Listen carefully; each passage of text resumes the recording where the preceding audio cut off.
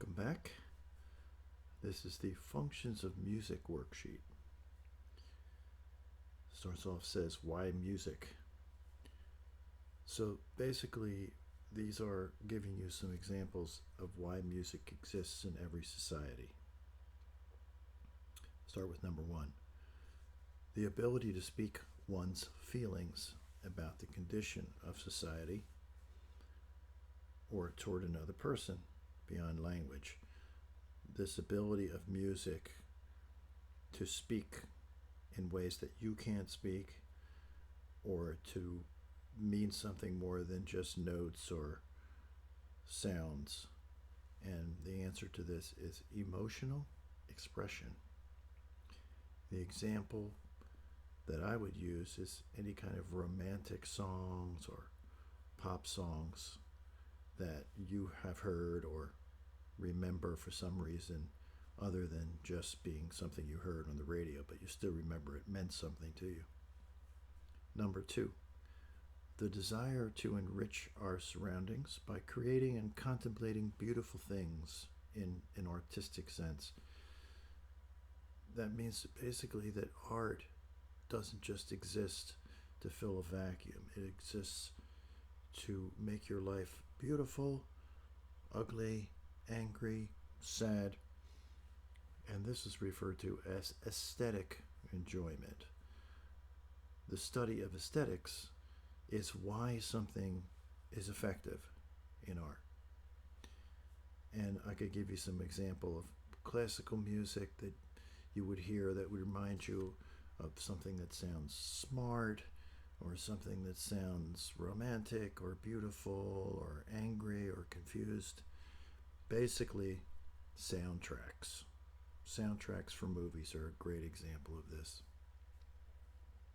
Number three, deriving pleasure, amusement, or diversion from music instead of artistic enrichment. As I said, although the listener decides what is good, what is bad. Something you think is good, someone else might consider to be bad. It really comes down to the listener, as I've mentioned before. And so they refer to this as entertainment.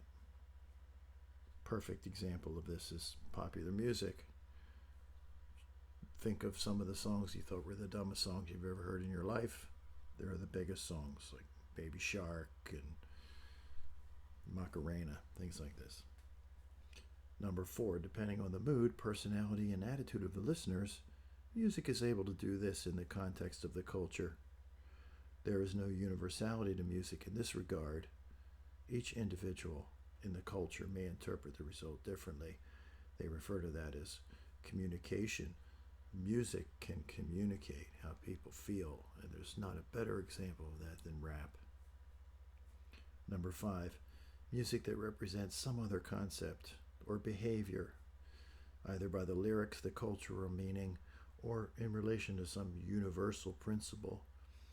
What is it that music played around the world has the same idea, represents the same idea, no matter what the language or the age group? They refer to this as symbolic representation. And I would mention that some of the dances that you've heard, particularly Caribbean dances in our area, soca, reggae, there's a universality to what reggae brings.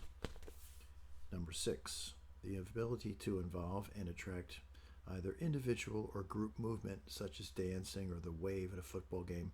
They refer to this as music with a physical response. We don't really need any examples there. There's plenty of examples.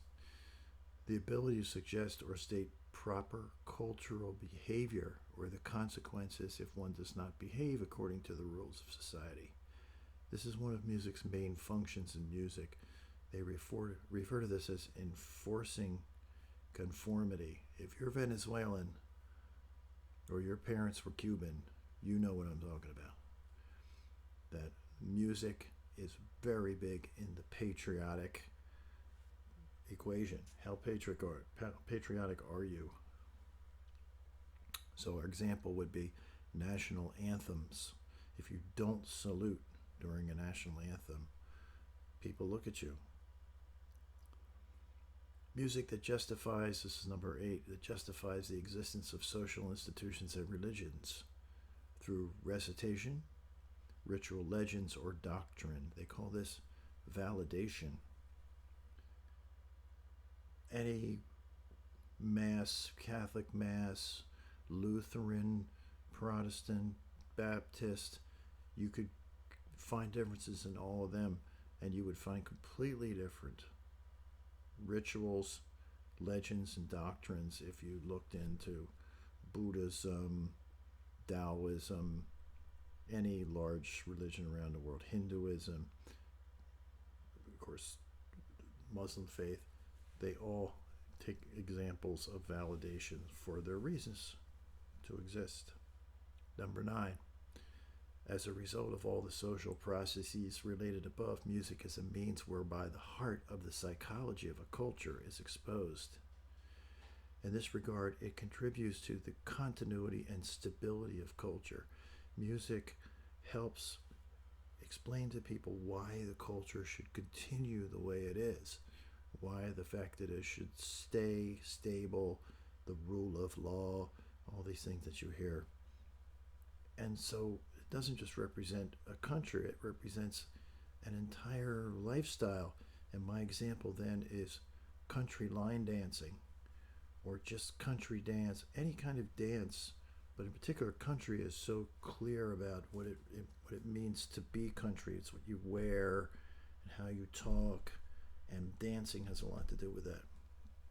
Finally, number 10, the ability to encourage or even require individuals to participate in activities of the groups that society sees as important to its existence. And this is called integration.